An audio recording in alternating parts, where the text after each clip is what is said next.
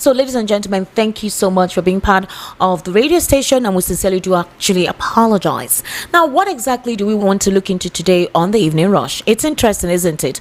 Okay, you know that Fubara should, in the next 2 days thereabouts, officially become back, become the governor of Rivers State. I'll be speaking with Mr. Andy Akpotive. He's currently in Rivers right now to tell us precisely how the people are preparing for Fubara's re-emergence and what the state is like, specifically seeing that most of the local government chairmen are basically that's of the president / Nyesom Wike. Some people say that Rivers is now an extension of the FCT being controlled by Nyesom Wike, and that Fubara is just a different person occupying the seat but not necessarily in charge. Ankyo Briggs, one of the stalwarts there, has said that Fubara is on his own. She says she no longer, he's on his own because of the kind of concessions he has had to make. Others say, well, there was nothing he could do. There was no way he was going to win the battle against Nyesom Wike because he has always been Nyesom Wike's boy. We're going to look into this aspect during the conversation with Mr. Andy Akpotive. Meanwhile, you know that the DSS has initiated 5 charges against Omoleye Sowore, including Elon Musk, and they initiated a 5-count legal action at the Federal High Court in Abuja and included some social media companies in the case involving human rights activist Omoleye Sowore. So, for example, social media platforms like X, formerly known as Twitter, Meta, Facebook, they were listed as defendants over Sowore's post against President Bola Ahmed Tinubu. So the charge sheet states that Sowore is alleged to have used his official X account and his Facebook page on August 25 and 26, 2025 to post comments labeling President Tinubu as a criminal and accusing him of dishonesty regarding corruption during an official visit to Brazil. You guys, I won't beg now. When we now call, make una no call Tinubu criminal. You dey hear me? We should not call President Tinubu criminal, so you don't put us in trouble. People almost put us in trouble 2 days ago. Otherwise, you would have come ahead. The station is no longer on air. Let me just tell you now, if you don't know. So please, when you call, you apply decorum. And how you want to describe certain things. They said no competent court of jurisdiction has appendaged the president as a criminal. So please, don't be calling President Bola Ahmed Tinubu GCFR, OON, the President of the Federal Republic of Nigeria, a criminal. If you like, call me APC woman. I'm saving my head. Thank you very much. So, the DSS has alleged that the posts by Omoleye Sowore were false. No, it's the truth. You know.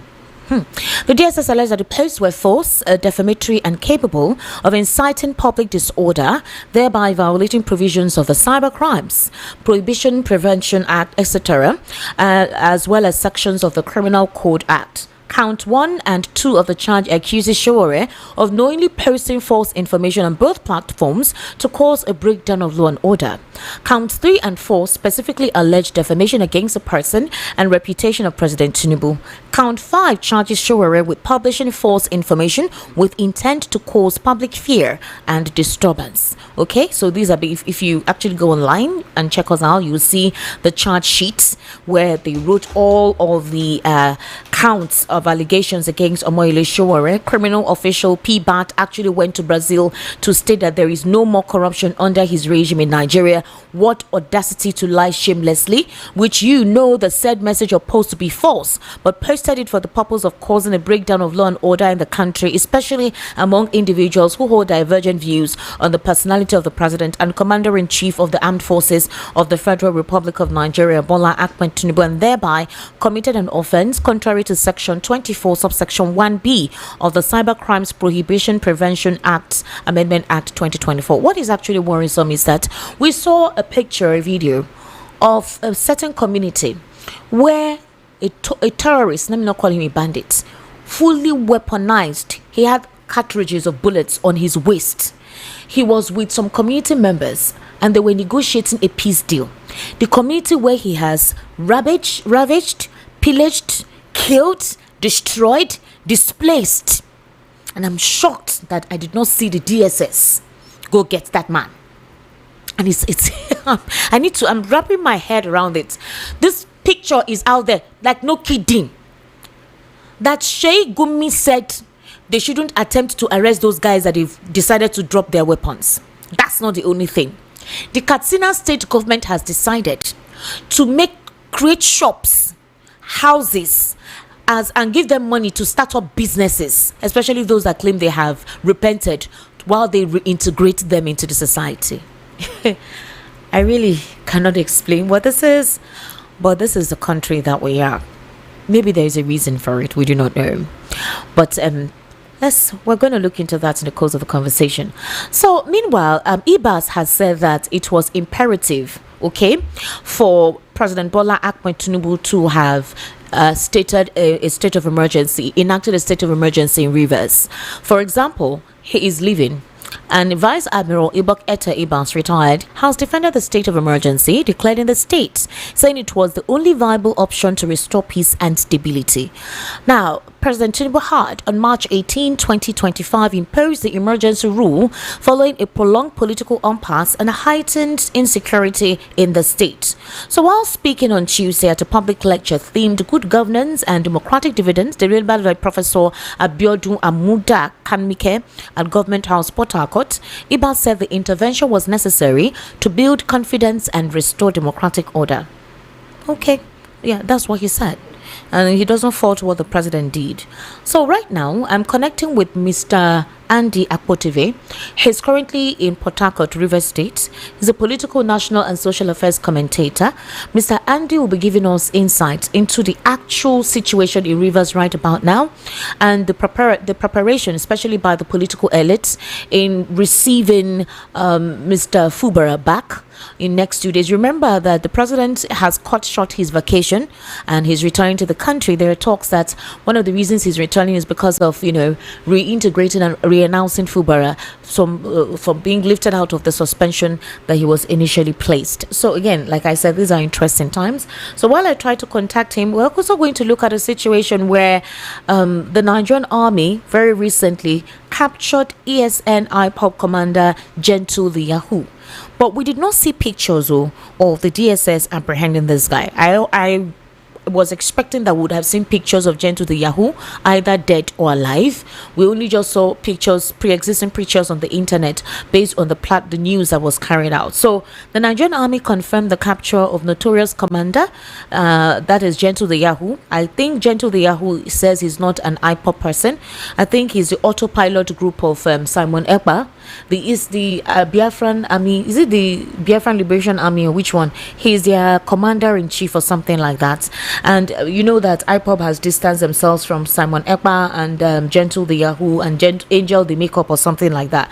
So troops of the 34 Artillery Brigade, in collaboration with other security agencies, apprehended Okorienta at his a hideout in Akuibe Okigwe local government area of Imo State. The military reported that the operation resulted in the seizure of a cache of weapons and other items, including an English pistol, 120 rounds of 7.62mm special ammunition, 25 rounds of 7.62mm NATO, a cartridge, 6 mobile phones, military and police uniforms, and a German flag. So they also uncovered a workshop used to dismantling stolen vehicles for resale, and destroyed 10 motorcycles also found at the scene.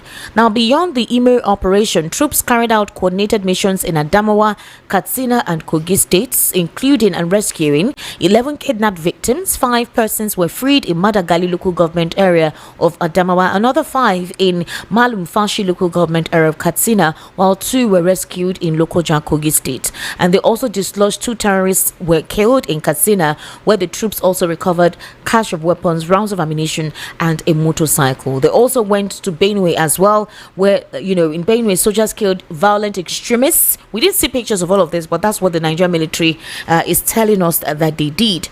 All right, let me introduce my analyst in the studio this evening. I actually have Mr. Tony Mbata right here. Mr. Tony, good evening. How are you today? Good evening, Esther. I'm fine. It rained today. Yes, it rained today. Very wet day. Very wet Tuesday. I also have Mr. Lawal Ekundaya right here as well in the studio. Yeah. Mr. Lawal, good evening. How are you? Good evening, Nigerians, and then Esther. I'm Mr. Mbata. Mr. Lawal, see how gentle you're sounding. I'm always gentle. When we start now, if you see his face, it looks gentle. When we start now, he will start exuding fire. Okay, I'm going to start with you, Mr. Tony Mbata. What do you think about the capture of Gentle the Yahoo? If you've been on social media, there have been calls. People are celebrating the Nigerian army, saying it's a good one. That these are the elements that have caused mayhem in the southeast and all whatnot. There are issues all about that particular incident. So, from your own perspective, what would you say to this? Well, Esther, thank you for that question because I'm from Southeast Owerri precisely. And anybody, as I said before, an Igbo man, we don't kill. Okay. We don't believe in killing an Igbo man, a real Igbo man. So anybody that is killing supposed to go by the sword. Okay. But I see deceit. Why? I see deceit. Because they didn't put the picture. Wait, I'm coming. I see deceit in the angle of Nigerian military or Nigerian government. Okay. Whereby terrorists in Katsina, they came out, negotiated with people with full arm, and they have not captured. And you say you capture somebody. I see deceit in the way they are running the affairs of this country. Anybody that have killed, there is a law that's the person supposed to follow. But you see that some other place, people will follow this, some other place, people will not follow it. Who are the people that initiated the peace accord between the terrorists and the state? Where are the DSS and Nigerian military? No, what are you referring to? What I'm referring is to, now we have seen terrorists negotiating with people, with government or with people. Nothing happened to them. No, there's no need for you to bite your words. The Katsina state governor said they've been negotiating with the terrorists. Yes, negotiating with, so that there'll be peace in their states. And he just confirmed that it got shops and houses for them. I'm talking about. You negotiate with terrorists. You negotiate with terrorists, and you are proud. And Sheikh Gumi was saying nobody should arrest anybody. If they do that, we discuss it Olibo this morning. And he said so because he felt said that it with impunity. He said once they catch them now that their faces are there, that the Nigerian military let me tell you, one of the indices of a failed state is that when non-state actors begin to dictate what happened, it's an indices of a failed state. Now, who are the people that negotiated this peace accord? Is the federal government involved? Is the state government involved? What are the things that they have agreed upon in order maybe to give them shop, give them money, or give them allocation, or give them a state some local government? We don't know. You see, Esther, there is a lot of deceit in this country, and it's high time we started telling ourselves the simple truth: are we one nation? Well, but is it not a good thing that Gentle the Yahoo has been? I've said that if anybody, I started by saying that as an Igbo man, our culture does not permit us to kill. We don't kill. We are industrialists. We are people struggling. So if you kill, you will face the consequences. All right. But do we have a constitution that spells these things out? Why is it that when it comes to the other side, they turn to, they behave as if we are not one? A terrorist is negotiating with people. Who are the people that negotiated this in peace accord? Is the federal government aware of this? They should tell us. All right. Mr. Andy Akpotove is with us now. I'm sure you must have heard me telling him to hold up. Mr. Andy, I was trying to call you on WhatsApp, but you were not picking. Good evening. How are you? Thank you for joining us today. Oh, good evening, Esther. Good evening, Lagos. Good evening, Nigeria. Good to be here. Yeah. How is Port Harcourt today? Very well. We are doing well. We are anticipating the arrival of the governor. Yes. So, how is it like? There are talks that right now he's not really the governor. Now that he's returning, local government elections were conducted in his absence. Are there talks, or is the reality? I don't know why you say this journalist. You are part of the problem. Okay. So why would you say there are talks? Okay. A governor is not responsible for getting the people who are heading his departments, his agencies, his parastatals, the boards of the different universities.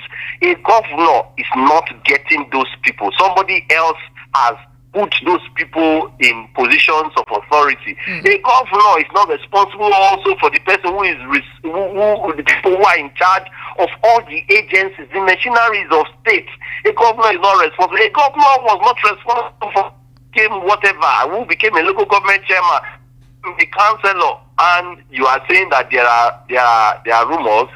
It's a given. There is no governor in the history of this country who has been this humiliated. No governor, not even Balarabe Musa, no governor in the history of this country that has been this humiliated.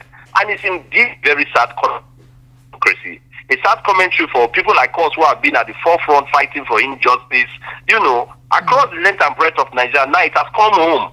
And may I just quickly add, we were the first to protest. I was on the street protesting 2 days after the sole administrator came. They came to tear gas us, just canister at us. He injured a lot of us. The second day we were protesting on the street. So it's a sad commentary, my sister.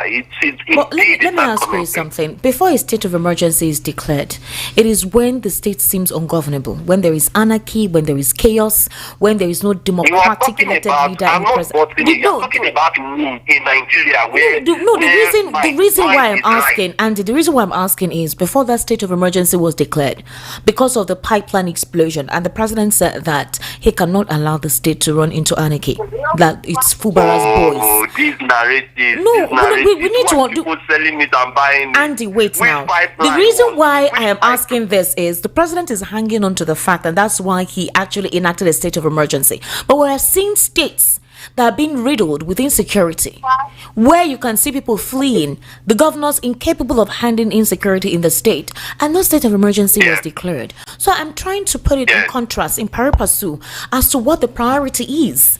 Did anybody die? Was anyone killed? Were people slaughtered? Were people running away from their homes? Was there anarchy in Rivers before that state of emergency was declared? There was no anarchy, my sister. There was nothing like anarchy. Two gladiators, brutal gladiators, their entrenched interests were some of the things that they were fighting for. And they had followers who were speaking as it is traditional. Word, you will speak in favor of your principal. That was all that was happening with that state. You didn't have any kind of any any kind of challenge, any kind of brouhaha, wahala, whatever it is that you want to call it, right? But it is what it is. It's our country. It's our country. Aberration is strolling on the street. Everything that is evil can be palpated on the streets of Nigeria. Is it not what we saw today? How somebody who is a terrorist, who had killed people severally, they are celebrating him. I'm telling you. They're celebrating him now. Would they celebrate Andy Apotive? They are celebrating him. Do you understand? It is indeed a bad commentary. Mr. Andy, so now that apparently the president has cut short his working vacation, the talk out there is because of him coming to declare that Fubara is back and good, things have been resolved. Others say it's because of hunger. There are different permutations as to why the president cut short his trip. We've even heard that he may not even be the one to go to hunger. Possibly he would send the VP. There are different permutations in regards to the president cutting short his trip. But do you think the people of Rivers would trust Fubara's leadership? And is there a possibility of him coming back a second term now that it feels like his state is now an APC state with the local government chairman that we saw wearing the PBAT insignia? How can we trust his leadership now? How can we trust it now? We expected to fight on, and if the wars got to the wars, throw in the towel. But you see, one of the things that I have taken away from this fight, between Stars Omoleye Sowore and the Minister of the FCT. One of the things I've taken away from it is that Nigeria is not a place to fight for your right. See, you'll be so messed up by the evil forces in this country. Esther, you cannot begin to contemplate it. Once I was younger, now I'm a lot, and my father once upon a time said to me that, Andy, you are very interested in politics. I see that you want to lead your people, but let me tell you what Nigeria is. And listen to this illustration. My father said to me that Nigeria is like a vehicle that is brand new. The tires are functioning, the engine is clean, but the car is engaged on reverse. The gas stick has been engaged on reverse. Now, it didn't matter if it was the Formula 1 driver that was sitting behind the steering. So long as he did not re-engage the gas stick from reverse to drive, if we accelerated from now to next year, the car will keep moving backwards. And that's why you see all the presidents that come, we get irritated with them. Nigeria moves 10 steps backward after every new president comes. From the days of Olusegun Obasanjo, Obasanjo was the one who put this country on the pedestal, on the trajectory of growth. After he left, see what Yar'Adua did. See what Jonathan did. See what the very inept president called President Muhammadu Buhari did. See what this one is doing. Now, my father then said to me that unless you are able to agree with the stakeholders that this gas stick must be re-engaged on drive.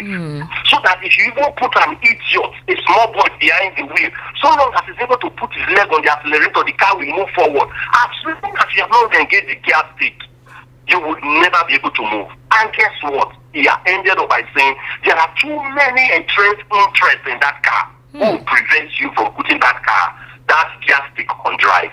And this is what we have seen.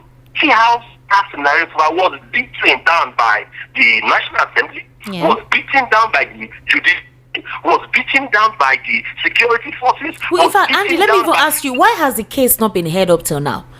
I mean, that case in court up till now, ever all throughout the suspension period, up till now, the case has not been heard. The best thing that will happen is that after they are put him in position, 2 months or 3 months later, the court will now sit and will now on technicality ground to say that event has overtaken it, so that they can cover their faces in shame. You understand? They will say the event has overtaken it. Blah blah. Do you know how many of my friends call Regis Removu? One of my friends here in River State that leads a civil society group who went to court and was challenging it. Court just woke up and said they were removing the case and they were taking it to Abuja. Where have you heard that kind of a thing before? This is the place where the case is being heard. So is Wike in charge of the judicial arm in Rivers State? Is Wike in charge of the entire judicial arm in Rivers State? I'm making you understand that the country is only able to compensate, to recompense, to commend those who are evil. And this is what we are seeing across the land. But who are the people who are celebrated? Who are the people? They are the militants. They are the terrorists. They are the killers. Who are the people who are giving position authority? Who are the people who have access to go and see the president? Do I have? If I wrote that from nothing the next 100 years, you think the president will look for an Andy Akpoti there? If an Andy Akpoti committed something today, are you aware they will know me? So this is the kind of country we are in, where we don't celebrate anything that is close to excellence. It's mediocrity, it's evil that we celebrate. That's why even NBA could not say they want to do that case program, shut down the entire court system in Nigeria to say this aberration, judges, you must hear it. But when it was time for one year who exposed our breast on airline, the justice was swift. Free case. But you saw the travesty that was happening in Rivers State. And I thought that I canvassed several on radio stations to see all of the lawyers in Nigeria for and against. They should all have said we are downing tools. We are not going to this court. This thing cannot be happening in our time. It is terrible, my sister. It's not encouraging at all. And Andy, this is why the fears ahead of 2027 is now the focal point. With all of that is happening, Nigerians no longer trust the judiciary. Some of the retired justices are now speaking out about the corruption and the politicization of cases and influence by the politicians and some of the judges. So if our judiciary is no longer a segment of governance that we can trust, then what do we do? Because they're meant to check the nuances, check the contrast, check the imbalance, check the executive totalitarian attitude of the executive. And if they can no longer be trusted. The chicken is coming home to roost. Esther, I have continued to emphasize that Asha is such a prophet that her prophecy is about to come on us. One day the river would overflow and there will be nowhere for us to go. And we would run, wishing we had put out the fire. They should continue.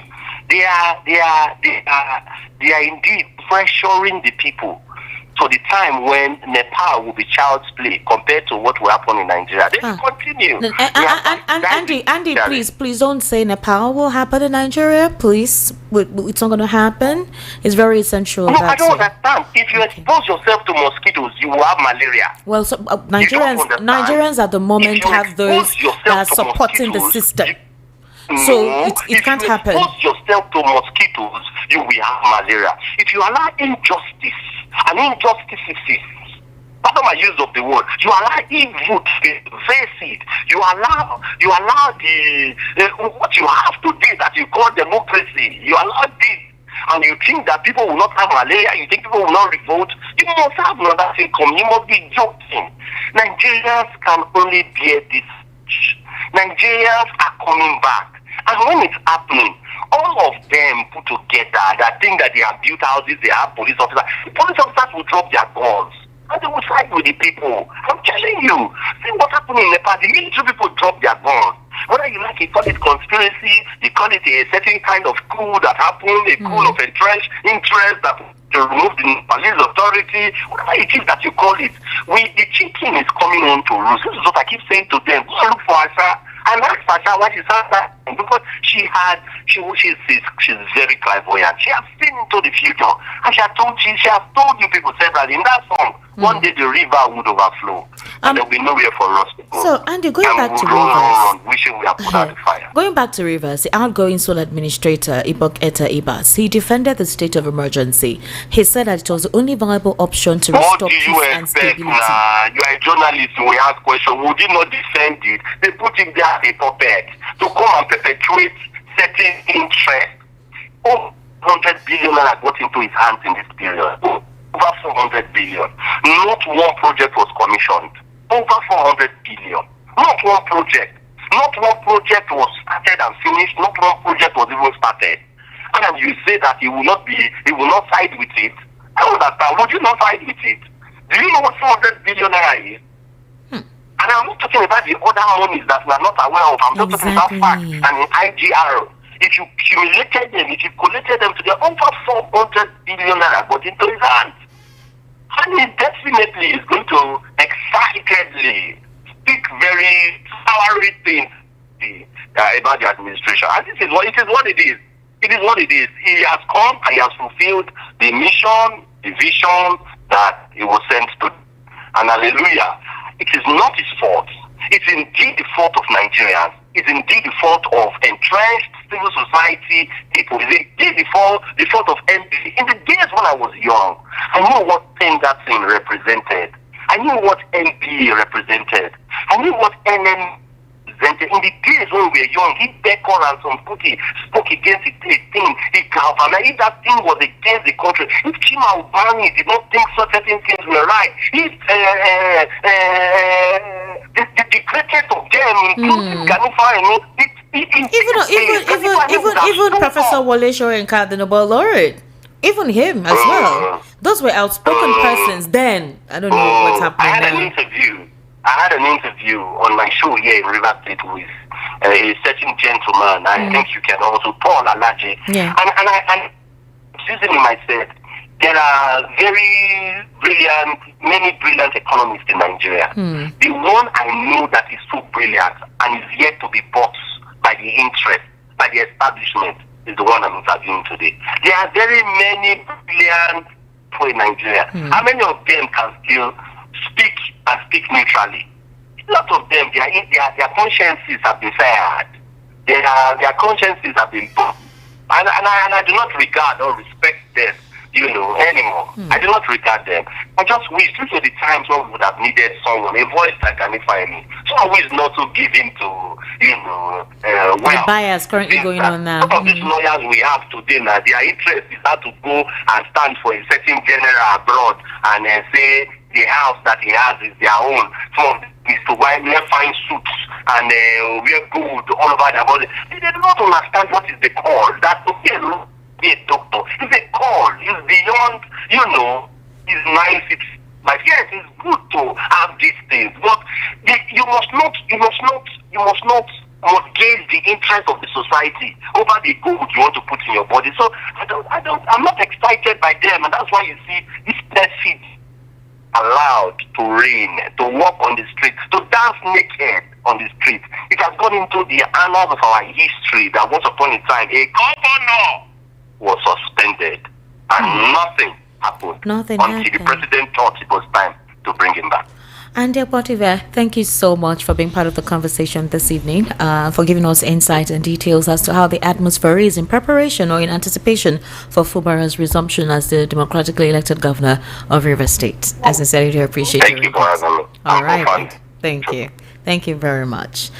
Okay, Mr. Tony Mbata, that was Andy Apotive. Yeah. He actually is in Rivers. He's a staunch political analyst. In fact, he's a politician. They were part of those that were, the movement way back then during the time of Muhammadu Buhari, especially during what happened in NSAS as to the disparity, nepotism that was talked about, and when insecurity was bedeviling the nation at the time. They were the front runners of calling out the government of the day and actually asking, the President Bola Ahmed Tinubu now that was quiet when things were ongoing and people were not happy with the administration of Muhammadu Buhari. They were part of the people who were really calling them out. And in Rivers right now, they were part of those who were protesting what happened to Fubara and the influence of Wike in their politics. All right, now I'm sure you've heard about Buba Galadima, right? He is a chieftain of the New Nigeria People's Party. He has warned that Nigeria could face civil unrest if the federal government goes ahead with an alleged plan to appoint a retired Court of Appeal judge as chairman of the Independent National Electoral Commission, INEC. So the post-opposition of INEC is now being politicized. There was a list that came out of INEC chairmen since that particular institution came on board. And in that list, it showed that no member from the Southwest has emerged as an INEC chair. Now, others are saying that it was deliberately brought out by the government of the day to possibly validate the reason why the new INEC chair needs to come from the Southwest. So is the rotation for the INEC chair, do they do it by zone? Is that how they go about it? I need to understand it as how it's done. The INEC chair is an appointee of the president. So I don't know if it is done by a couple of persons like stakeholders who determine to say, okay, let the INEC chair come from this zone and then the president assents. Or is the president that will get some list of names from certain persons that we do not know, and then they will approve based on certain criteria, either experiences or zone. So I want to understand, is that how it's done? Esther, let me first of all thank Andy for his comment and the way he analyzed things. It's not quite different from what we are saying here. Everything Andy said is what we are saying every day we come to this place to analyze issues that are happening in Nigeria. So God will bless him, because some of us that are talking, they have seen that we keep talking and we keep talking. One day God will answer us. Then coming to the INEC chair, I saw the list, how they pen down the whole thing, the people that are coming south, southeast, this, northwest, and now. And I know that it's from the presidency that pushed that because they have agenda. And I know that the INEC chair, yes, is a appointee of the president. There are rules, there are laid down procedures that will make them, then the president will now send it to the National Assembly for ratification. And you and I and Mr. Kunda know the kind of National Assembly we have today and how they are doing their appointment. So I won't be surprised that what people are insinuating, that the man that they want to appoint as INEC chairman will still be there and nothing will happen. And like in the morning when we are talking, I told Adibu and Co that yes, Baba Gladima, I'm not saying that what he's saying is truth or false, but if he wants us to go into war, that his children are supposed to be on ground so that this war, nobody will run away. Nobody will run away. All of us are ready to fight it. But I think that the good thing to be done is that the INEC chairman is supposed to be an impartial judge. Or can it be so? No. And we know what is happening today, how they are appointing and how they are putting people. You see the IG of police that's supposed to go for retirement, they extended it. And many other places, the custom and all the rest of them. So they can appoint anybody and send it to National Assembly, who will do the bidding of the presidency. So I'm not surprised whoever is going to be there, because already we have predicted, we have insinuated that what will happen in 2027 election. So they are trying to push somebody that will do their bidding. Yeah, and Nigerians, Andy said something. It's not being confirmed. Yeah, okay, I said, but they brought out a list. Yes, we saw the list. Okay, that list is to tell you the body language according to the body language of anything. But Andy said something we keep saying here, that Nigerians were too docile. This thing cannot happen in some other developed countries of the world. It's not by talking and talking. Those of us that are talking and also are in the war front of fighting this injustice, people see us as if we don't have families to protect. People see us as if there is no blood running, through our vein, that we want to die. Nobody wants to die. But one day you will die. One day you will die. It's not enough by talking and talking. Some of these political parties, coalition, this thing will not happen. What a PDP brought out recently, that they don't want to hear glitch and they issue press conference in their office. They won't come out and lead people as they did in Ojota and other places when they were alleging that Jonathan was this and that. It's not by talking. It's by putting action. Nigerians are suffering. And very soon, as Andy said, very soon, my people used to say, monkey will go to market, he will not come back. Very soon, there will be no hiding place for all these things they are doing. Right. Very soon. Ladies and gentlemen, I'm sure you're watching us. If for some of you who want to virtually be part of the conversation, you can join us on YouTube, okay? It's at VOP 903 FM. So go to your YouTube application and on the search bar, just type VOP 903 FM. We're currently streaming live. If you go on there, you will see a list, a purported list, INEC chairman from inception till dates. You will see on that list the names of certain persons and the zone they come from since INEC was instituted as far back as supposedly in 1966. That's the purported list we saw. So Eyo Ita Eswa chair, that is the body conducting elections, even though it was not INEC at the time that it was named. So for example, in 1964 to 1966, there's a name here, Eyo Ita Eswa from South. Michael Ani, chairman, 1976 to 1979, South. Victor Ovie Whiskey, chair, 1980 to 1983, South. Remember, not that they were termed INEC at the time. They were the bodies responsible for National Electoral Commission or something. Yeah. They were the body responsible for conducting elections. Nadeko. Is it NACO? Not Nadeko. Nadeko is a body that President Tinubu belongs to, that fought for democracy. No, not Nadeko. Then you have Eme Awa, chair, 1987 till 1989, Southeast. Humphrey Nwusu, chair, 1989 to 1993, Southeast. These were the democratically elected government and the institution responsible for conducting elections at the time. This is basically their names. Okon Edet Uya, chair, June to November 1993, South. Sumner Karibo Dagogo Jack, chair, 1994 to 1998, South. Ephraim Omorose Ibukun Akpata, chair, 1998 to 2000, South.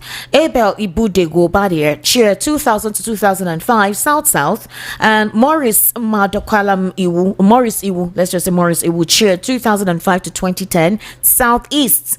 Then Atahiru Mohamadu Jega, chair, 2010 to 2015, Northwest. And Mahmoud Yakubu, chair, from 2015 till now, Northeast. So, according to some critics, and Nigerians are saying that if the president appoints somebody from the Southwest, it is due, because nobody from the Southwest zone has emerged as INEC chair.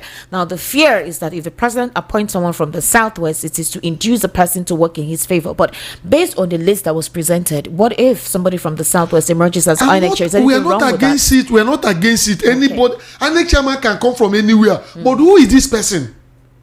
Can we say that this man or the person coming on board has integrity? Can we say that? Can we beat our chest like Baba Gladuma was alleging that this certain judge, a retired judge, is coming on board and we know the antecedent? Can we beat our chest that most of the people that are wrecked in many states are men of integrity that have good characters and they went through due process? Nobody can beat his or her chest and say yes. That's what we're talking about. If you want to appoint somebody, wherever the person is coming, we are not against it. And I know the majority of Nigerians are not against it. But what we are saying, who is this person? Who is this person? Can I say something there? Okay. Let me just say something there. See, sometimes it's not about the who. The who is on its own.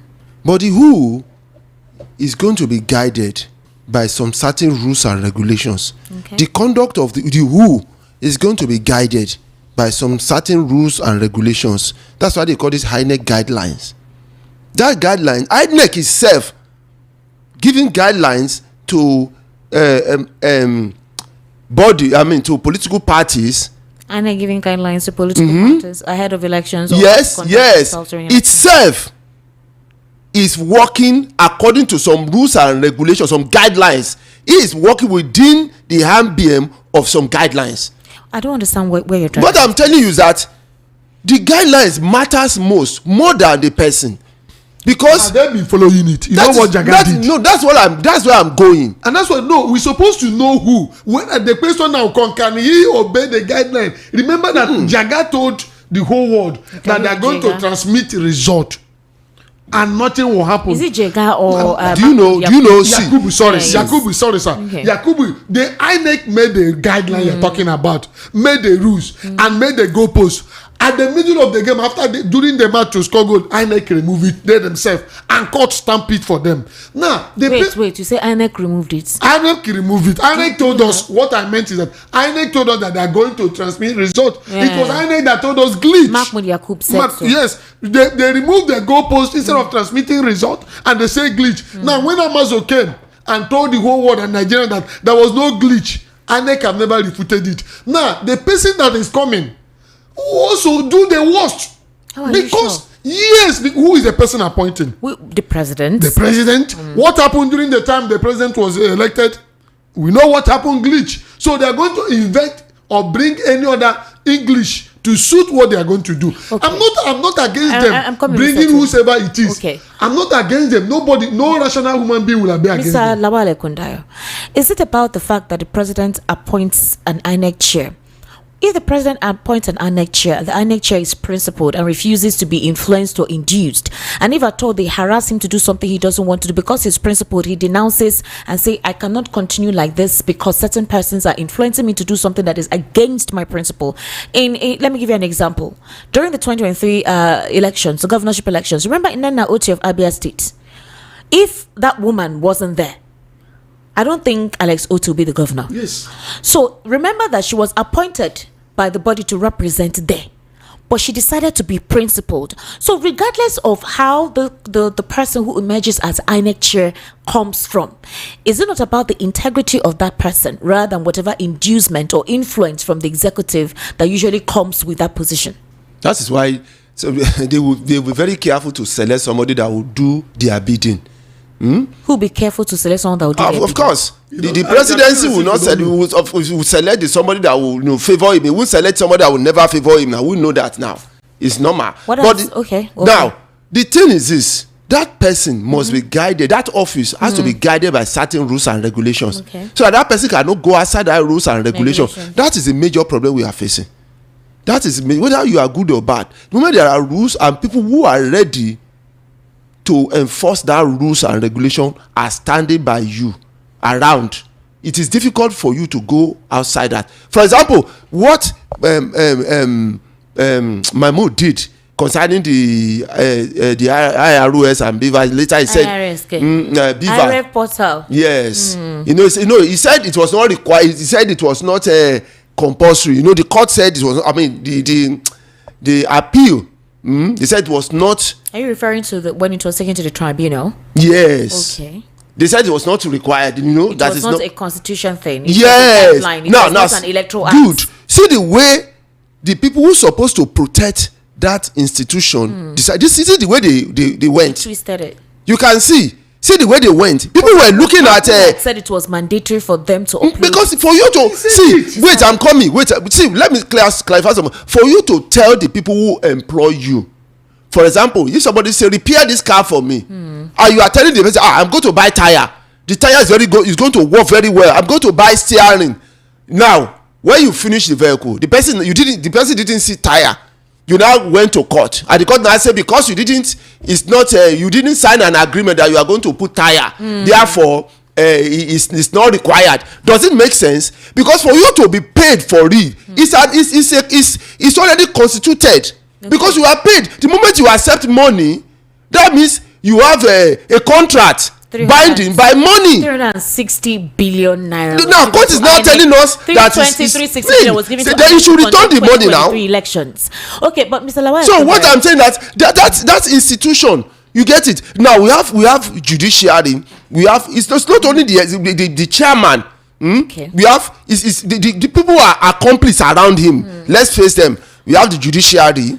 We have the House of Assembly. We have the Senate.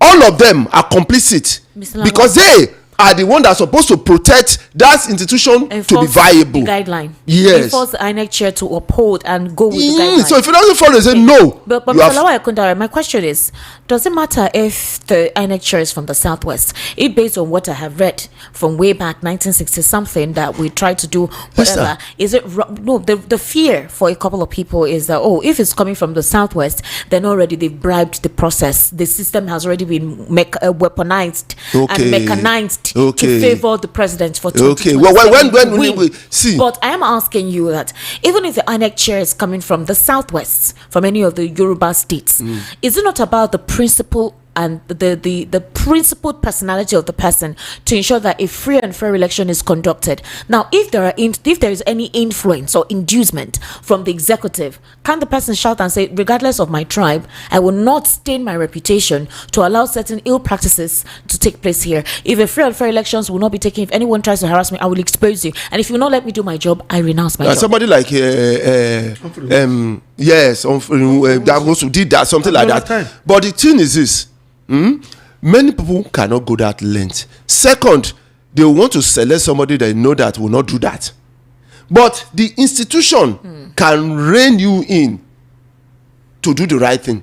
There are people who want to do the right thing, they are afraid. Which of the institution? I'm talking about the institution to make sure, to enforce. Who is the institution to enforce, to make the person do the right thing? I'm talking about the judiciary. Which of the judiciary? Is it the one that you heard Mr. Andy Akpotive actually call out? No, that's what I'm saying. That the problem we have in this country is a problem that needs overhauling. Now, the Senate, look at what happened in 2023. And up till now, the Senate and the House of didn't see it as a major priority to look into.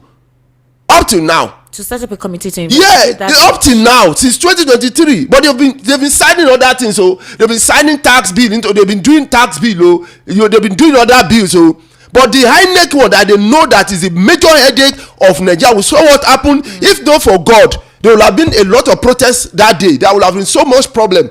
And up till now, up to this present moment, since 2023, our lawmakers did not see it deemed fit to do anything about it.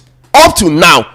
So what are we now talking? Now, if you elect even if you elect an angel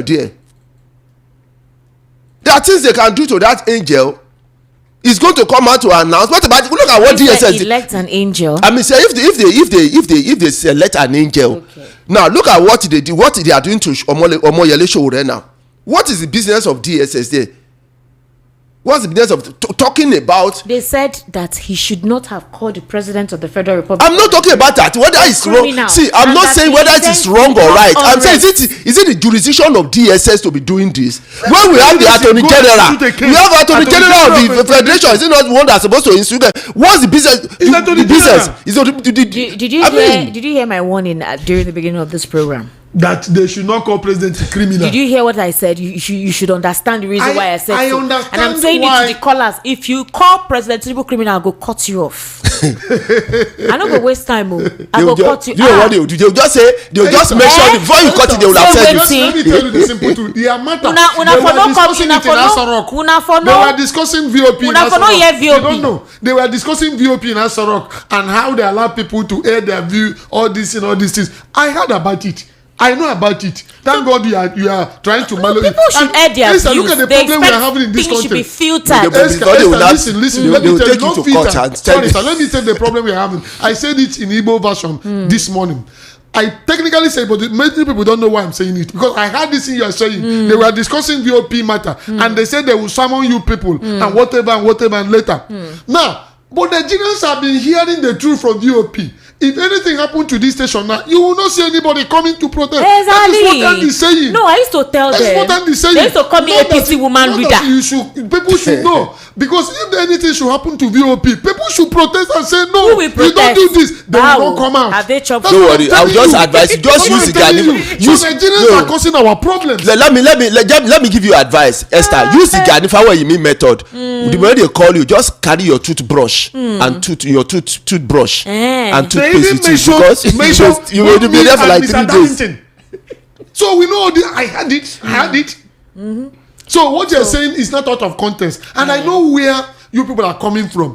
Because tomorrow anything happen, people to attend Israel. Nigerians should wake up from this slumber. Nigerians should begin to demand for their fundamental right. This executive or legislators should not be cowing us into something we don't know, and we come because sovereignty belongs to the people. We have our fundamental right. Mr. Tony Mbata. If chicken Lawale knows that Kundayo. if he scratch you, you will run away, you will be able to fly away. He will have done that. No competent court of jurisdiction has affirmed that the president is. But we have demanded for him to come and deny these things. Why is they paying money? He said Why are they paying money he said it will cause him irreparable harm. And which harm? He has they a right. Tell us where you are coming from. Tell us the damn right. Mr.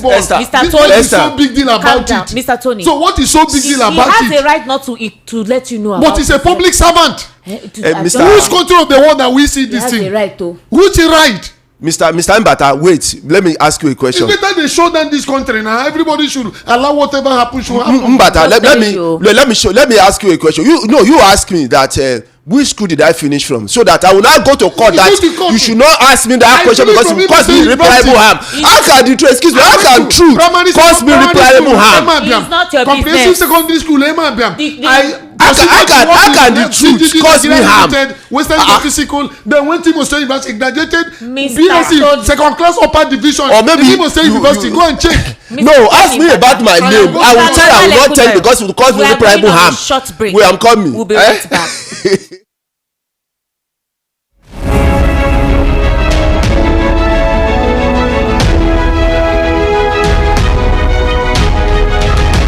To take the next step toward your dreams. Admissions are now open for the October 2025 and January 2026 intakes at Lancaster University, Ghana. Get ready for a world-class education, global opportunities, and an unforgettable experience right from Ghana. For more information, contact us at +234 0701 708 9214 or email us at nigeria@lancaster.edu.gh. Apply today and begin your journey to success with Lancaster University, Ghana. Your future starts now.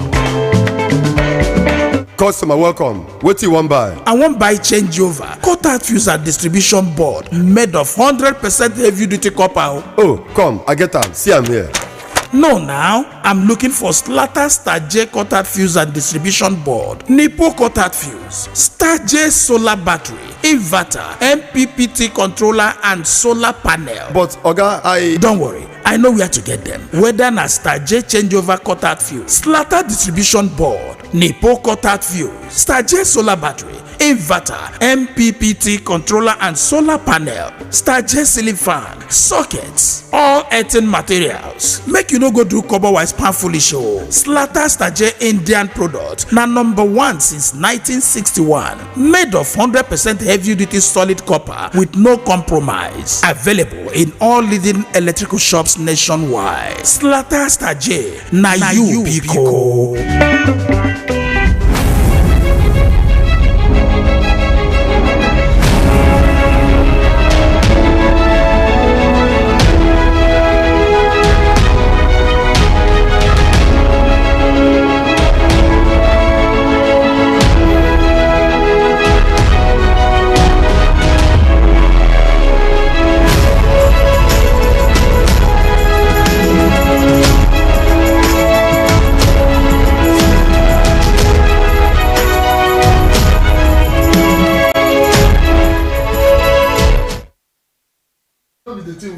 Ladies and gentlemen, welcome. Thank you for joining us. This is still the Evening Rush right here on Voice of the People, 90.3 FM. My name is Esther Wachuku, and I have right here in the studio Mr. Tony Mbata and Mr. Lawale Kundayo. I had also via the telephone when the program commenced Mr. Andy Akmotive, and we've been discussing topical issues currently going on in Nigeria's socio-economic and political landscape. Now, let's move on to this information. You know that former President Goodluck Ebele Jonathan had a discreet meeting with Peterobi very recently, and they discussed and talked about national issues. Now, also, you know that Peterobi also met recently with former President Olusegun Obasanjo as well. From there, they went to visit the, I'm sure you know Ladoja. Yeah, he's now governor of Oyo. And he's now a king. He's a king. Yes, Olubadan designate.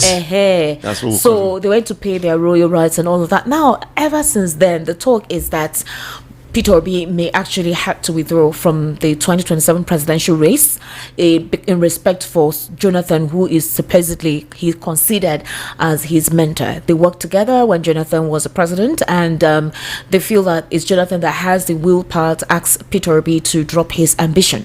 The idea is that the North finds Jonathan more appealing, all right, than Mr. Like Peter. a pot of soup. Like pounded yam with a What do you goosey mean, soup. like a pot of soup? You know, he said find him appealing. But because of that particular incident, you know, the supporters of Peterobi are saying, what are people even thinking about? How can Peterobi want to withdraw from the race? Could this be another distraction, you know, just to cause confusion? Jonathan, okay, if that is the case, when will Jonathan speak? Is he waiting for 2026? Others feel that if Jonathan eventually decides that the current government in power, the APC, would go to court and look for somewhere within the constitution that invalidates Jonathan from contesting, and before you know it may be too late.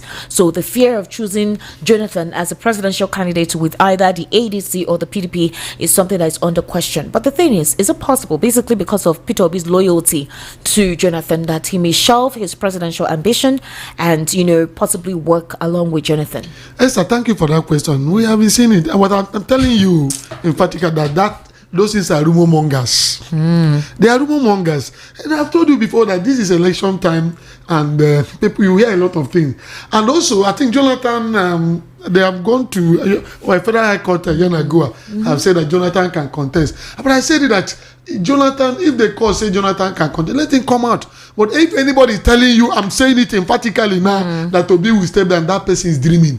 Obi will not step down. Even though I'm not speaking for Obi. What if he wants to? Obi will not step down. Obi cannot. Obi will not. Mark my statement. You did, yeah. Mark my statement. Say he will not, he cannot. When I'm talking, mark it, and the other time you will call me and say, you have said it. Obi will not step down for Jonathan. But I would love Jonathan to contest if he so wish. But all these things we are hearing is there are rumor mongers. There's no truth in it. Okay, now based on that, somebody, I don't know if you know Mr. Tony Identa. Yes, you know Identa. All right. So apparently, because of the concentration on Peterobi, because of the concentration as well on other elements concerning GEJ coming back, you know, into the polity to contest the 2027 elections, and Peterobi, Tony Identa, who is the National Secretary of the Alliance for Democracy, shared his analysis during an interview very recently, where he said that strategic implications of political zoning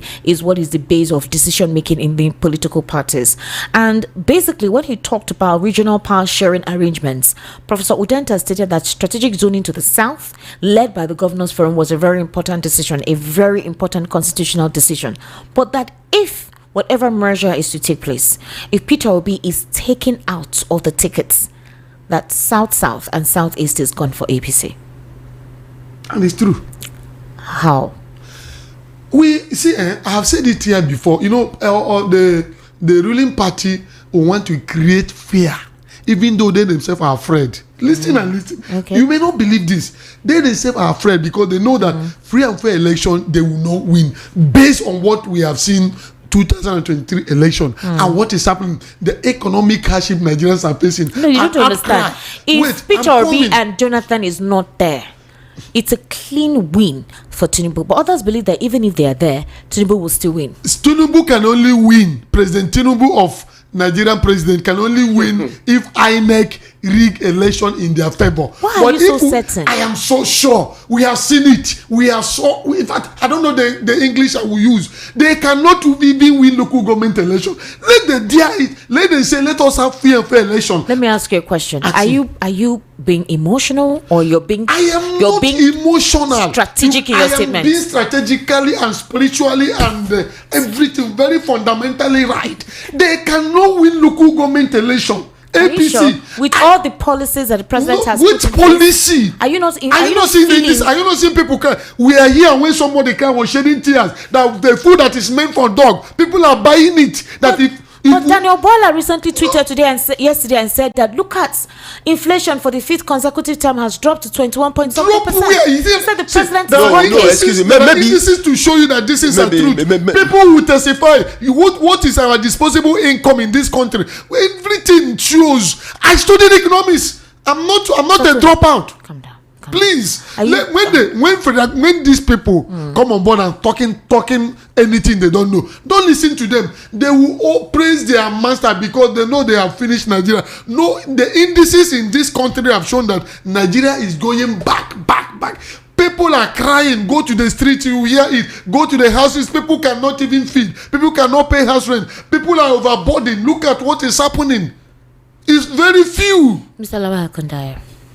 Sounds like my name. Yes, sir. That's your name.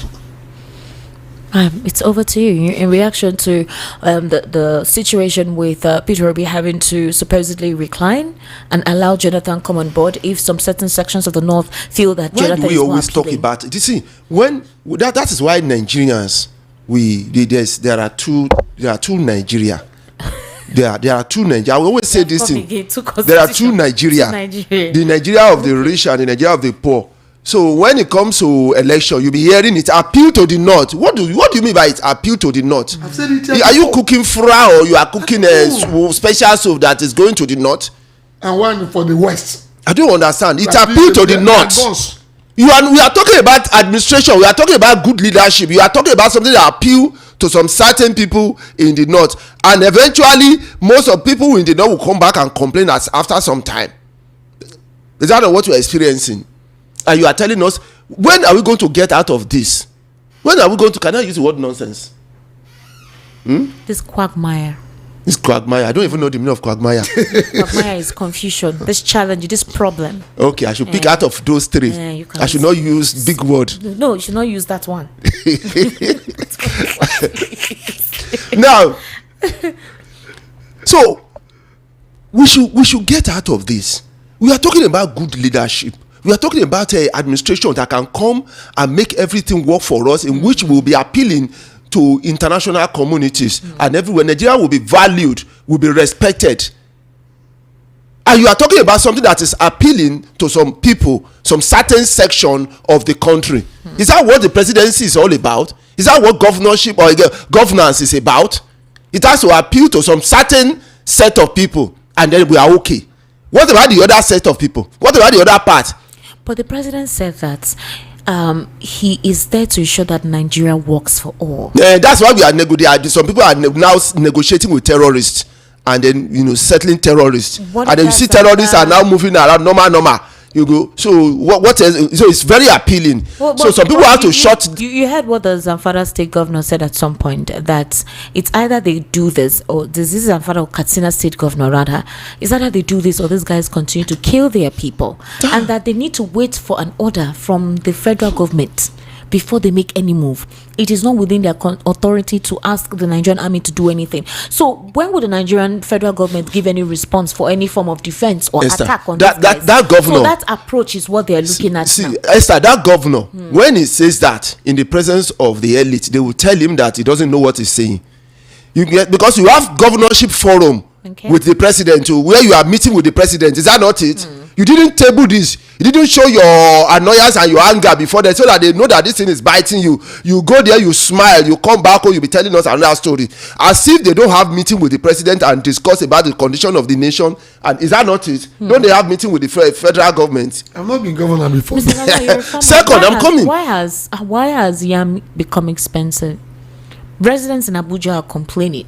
A trader in Gwagwalada said that yam has increased by more than 25% compared to 2024. That medium yams now sell for 5,000 naira compared to 4,000 naira in 2024. Bigger ones go for 12,000 naira to 15,000 naira. Even the smallest yams cost 6,000 naira or 7,000 naira now. So what is the problem with that? The problem with that is that, for me, I have put yam in the category of the rich man's food. No, why? What is the index? Because they're telling us that food prices have become slashed, and that's not what is on ground. So is it that it's because it's new yam? Is it logistics? What exactly is the cause? Because these are staple food items that Nigerians rely on to eat at home.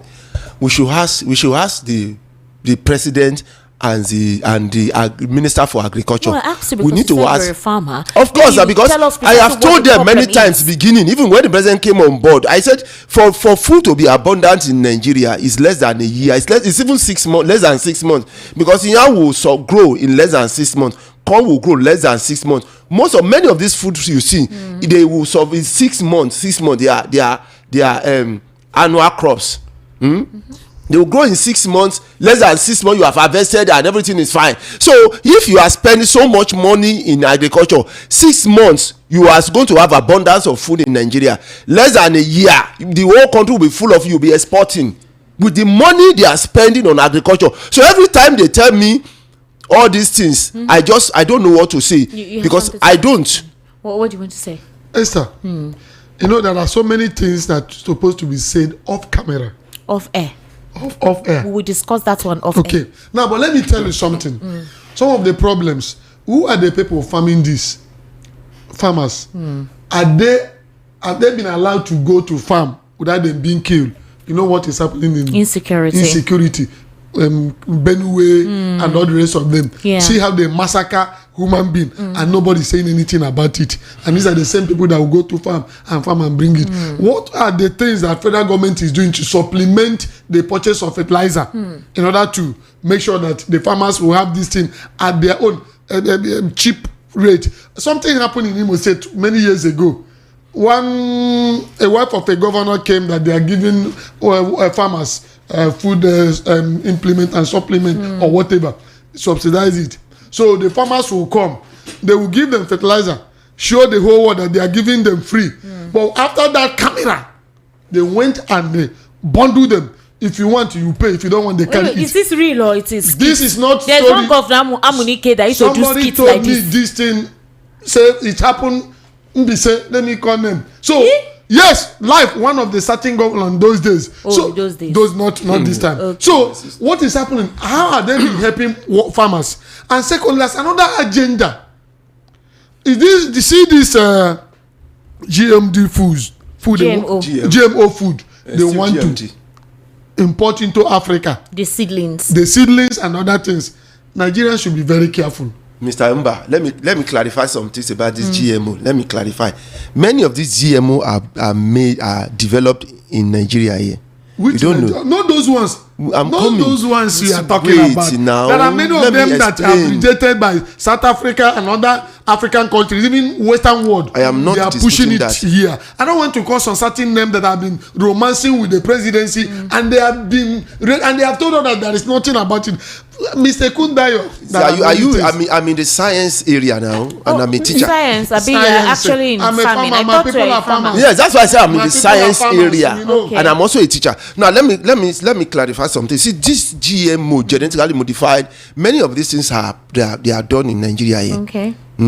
Many of them they have partnership with people abroad, so they synergize and do so many others. I'm not saying that it's okay, it's not okay. Every time we scientists we come up with something, we need to test it, or to be sure whether this thing can work for human or not. Or Mr. Lawal, do you think it's because it's Abuja? Maybe in some parts let me tell you. Let me go into the practical aspect now. Since you want me to speak, now let me go into it. I won't take long.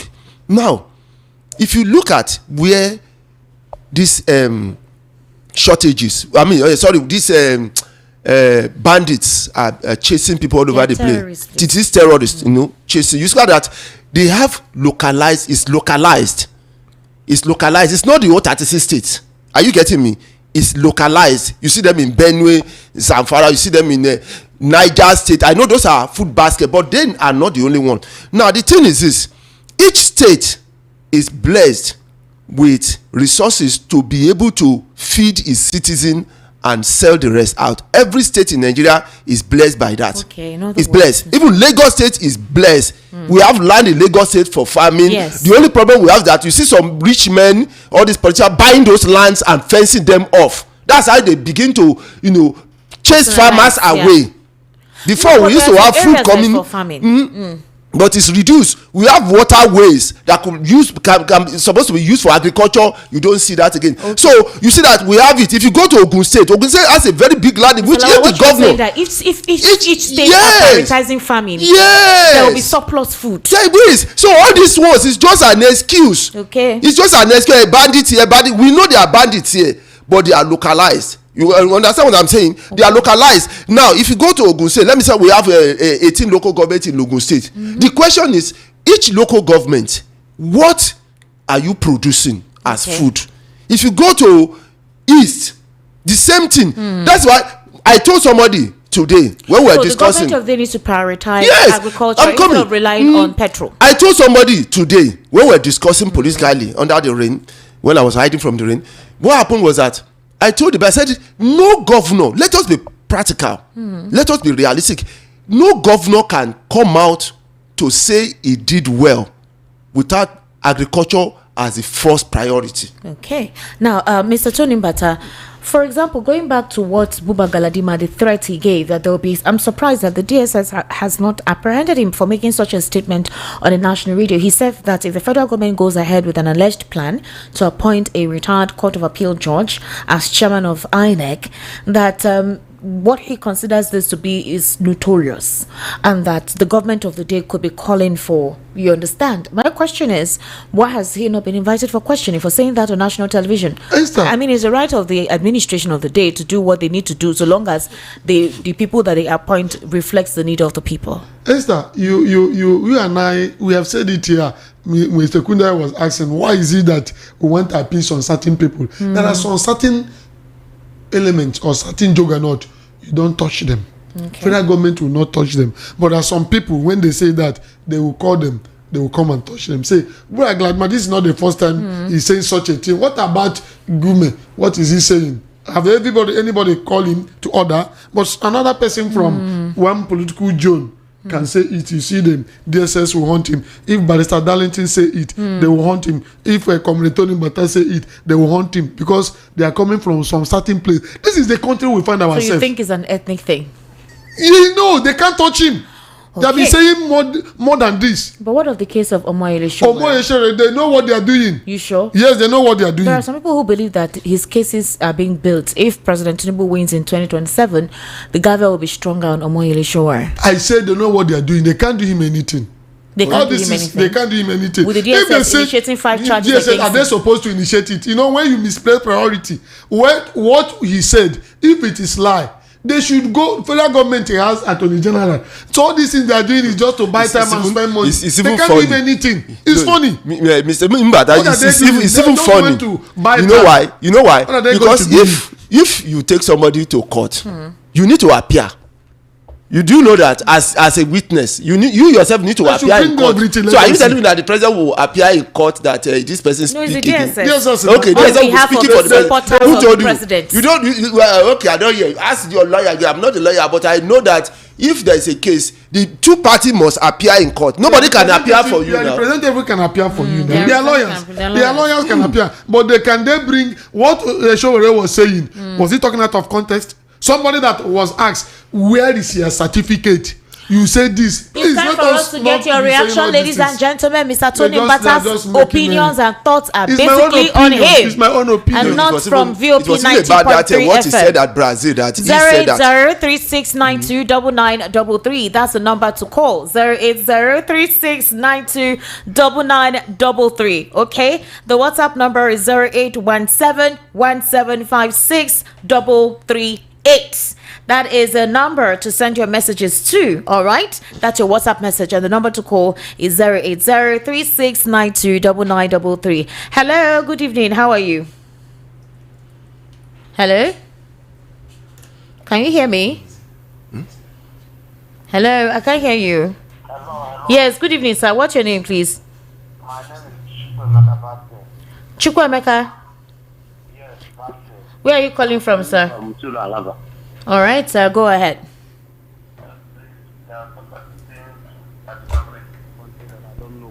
Hello? Hello?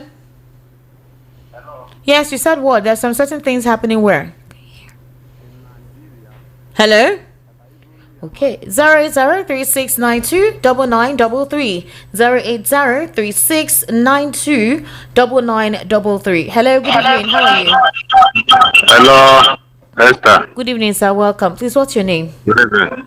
My name is Obina, calling from Ejigbo. All right, Mr. Obina from Ejigbo. Please go ahead.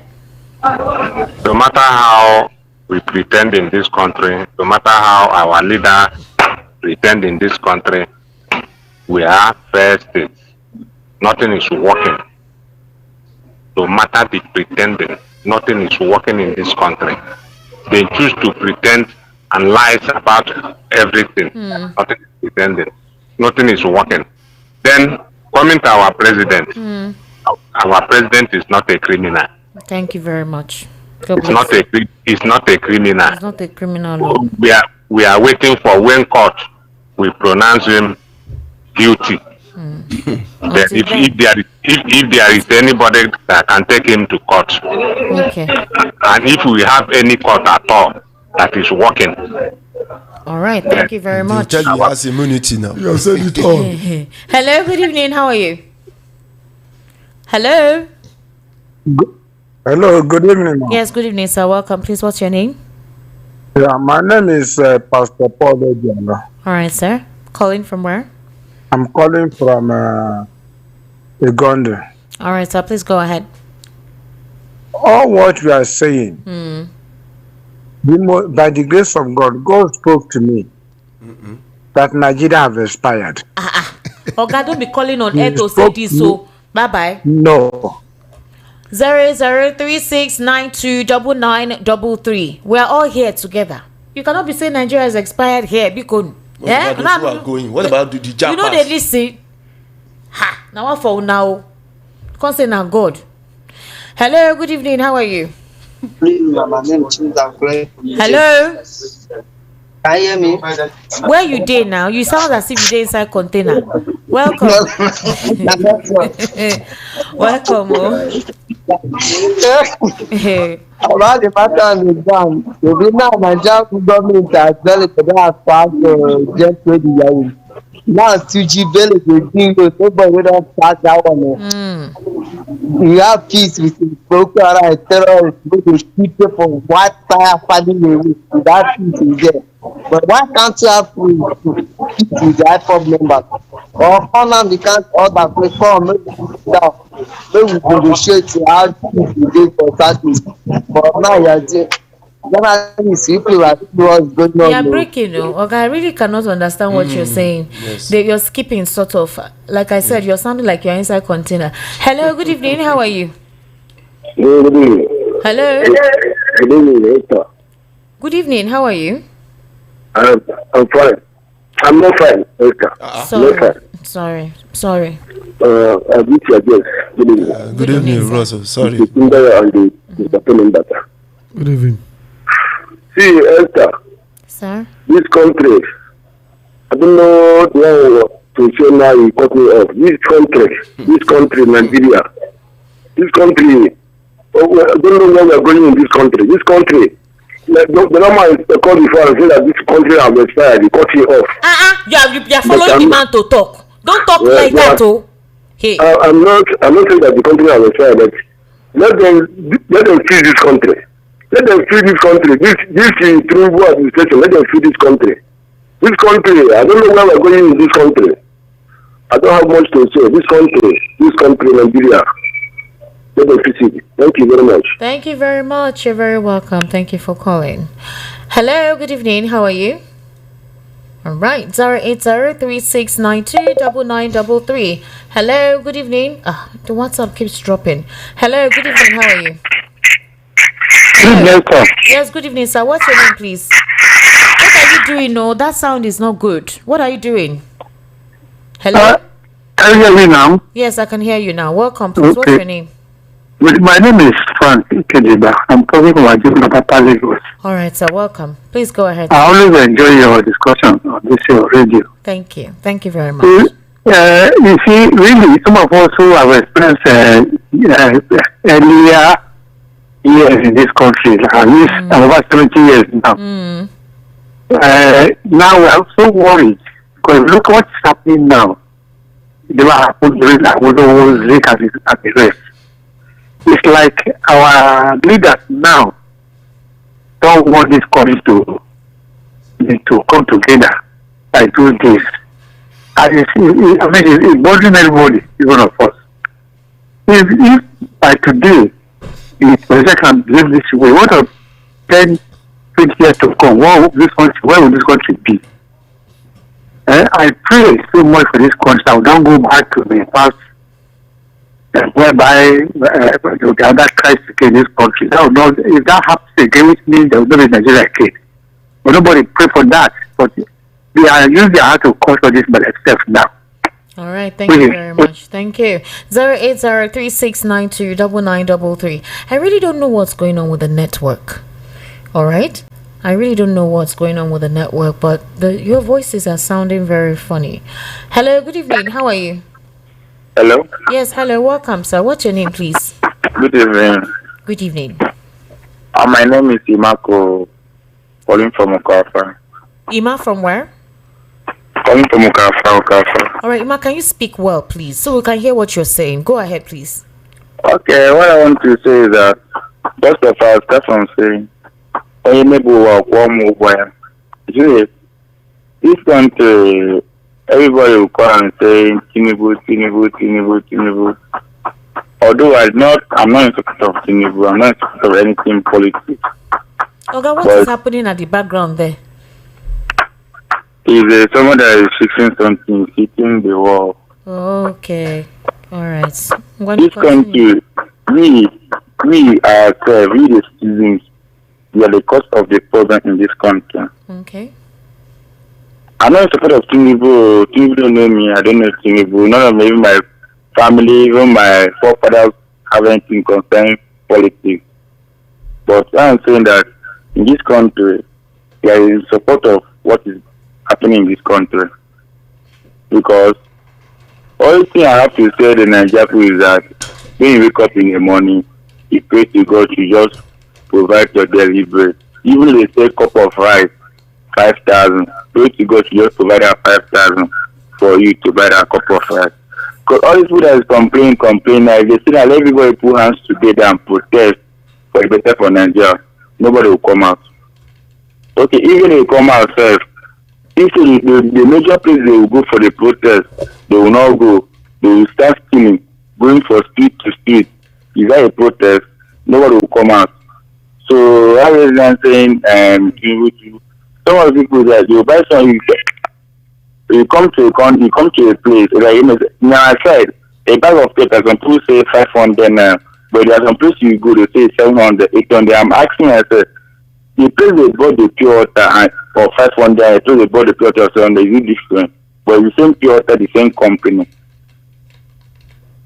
So this country of a thing, we are Nigeria, we are most of a thing, because everything they take for advantage. Anything that not concern dollar, they say dollar. Anything that not concern, say dollar will increase. If all these countries just come as one and do things, that's the only way we can move it. But if you come and say all these things, say, okay, from Ikotu to Mushi, they will take Ikotu from on a daily from Monday to Saturday, they enter Ikotu to Mushi 1-5. But if you come out on Sunday, you enter from Ikotu to Mushi 500, 700. I'm asking the one that go for 1-5 and the one to 700 is the same road and the same food that they consume. So what is the difference? All right, thank you very much. 08036929933. That's the number to call. 08036929933. And the WhatsApp number is 0817175638. Hello, good evening. Hello, good evening. Please speak loud, though. Make una speak loud so we can hear you. How are you, sir? I'm very fine. What's your name, please? My name is Kenneth. I'm calling from Sowore. All right, Kenneth, speak louder. All right, open your mouth. So I am very, very happy to hear that this guy has been arrested in the southeast. Okay. All right. Angel the Yahoo. Because when this issue, I don't want anybody to connect it to what is happening there in the north. Okay. We are talking about the southeast. When this thing started, a lot of people were fighting me. I told them these activities of ESN and the rest of them is causing problem in the southeast. It's causing people that are supposed to, they are not qualified to handle arms. This is what it has become. Some villages in the southeast in Imo State, people are not there because of the activities of this young man, killing people indiscriminately. So I am happy that he has been arrested. Good night. Good night. Thank you very much. 08036929933. All right. 08036929933. Hello. Good evening. Hello, good evening. Good evening, sir. Your voice is good. How are you, sir? I'm fine. Welcome. What's your name, sir? My name is Peter from Oshodi. This is the first caller. Wow, welcome, Mr. Peter. Thank you for joining us, sir. Thank you. All right, sir, go ahead. I want to speak on Nigeria problem. Hello, can you hear me? Go ahead, Mr. Peter. The Nigeria problem will they discuss? You know, actually, this our Nigeria problem. Some people may look and think that it's the fiscal thing, but Nigeria has 12 problems, especially concerning our leader. We need to be praying for Nigeria to have a good leader. Amen. Because this thing is not physically. Nigeria problems, may I have been listening to you people always, but Nigeria problems seriously is spiritual. And this country needs deliverance. Amen. Our pastors, them, our people, them that called in here for deliverance. Yes, our leaders, them, they have to come out and do something about this. It's not ordinary. We are just talking. This on our own, we cannot do anything in this country except God to work for us. If not, we cannot do anything. Thank you. Thank you very much. But Mr. Tony, in my church, when we have weekly service, like we have service Mondays, Wednesdays, and then Sunday. Then aside from special meetings, there are one of the special meetings. If you're in a group now, are you not in group in church? Are you not in a group in church? So what time do you have for yourself? Let her finish her question now. I serve my God. Now, Mr. Tony, let me tell you something. We choose one of the days to pray for Nigeria. Can I answer you something? Can you answer me something? Can I tell you something? Answer me now. God have done all he want to do and he's supposed to do for Nigeria to move forward. It is only the people that can activate it. Yeah. I'm telling you, God cannot come down. No deliverance that can work. Hello, good evening. Turn down the volume of your radio. Yes, I'm not with radio at all. Excuse me, good evening, ma. Good evening, ma. Good evening. How are you? Okay, I'm very fine. My name is Blessed and I'm calling from Banana Island. Good evening, Mr. Tony Wasa. It's been a long time. Good evening, Mr. Akudayo. God bless you. Thank you. Okay, well done. Esther, anytime you want to finish your food, just invite me to come and eat it for you. You are fasting and praying for Nigeria that God has blessed already. Fasting and praying in your church. Anytime you guys can't finish your food, just invite me. I will just drive down. I'll come and eat your food. Don't suffer your testimony. Nigeria that God has blessed already. You have the bad leaders. Instead of you to pray that God should delete the bad words, bad eggs among us, you are praying for Nigeria. Which Nigeria that God has blessed with honey and milk. I beg you. Thank you. Thank you very much. Blessings only for you. Imagine. Since you didn't allow me to say my own, somebody said it. Hello, good evening. How are you? Hello. Hello, Esther. Good evening. Welcome. How are you doing? Yeah, I'm fine. And you? I am fine, Remy. Welcome. Greetings to Mr. Ambata and Salawa. Thank you, bros. Nice to you were asking Mr. Ambata if he was so sure about Tinubu losing the election, if it was fair. And he gave you an answer. He said it has happened before. But you were like, you have to play the devil's advocate. In the last election, did Yakubu not give the result of Rivers State someone else? I'm asking though. Did Yakubu not give the result of Rivers State to Tinubu? He did. It is a fact. It is not my opinion. RF said something, Yakubu said otherwise. So, what does that tell you? If the election was free and fair, we've seen it happen. It has happened. So it's going to happen again. If the same thing happens in the next election, if INEC is on Tinubu's side, is going to win the election based on the fact that INEC is not independent. That is by the way. The issue of the economy, inflation.